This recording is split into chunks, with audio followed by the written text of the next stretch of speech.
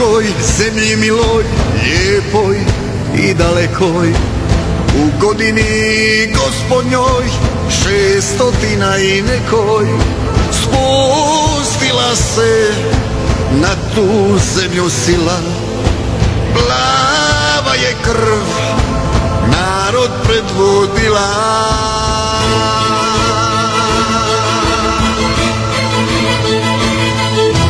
Drhti zemlja, kamen puca kroz nebeska vrata,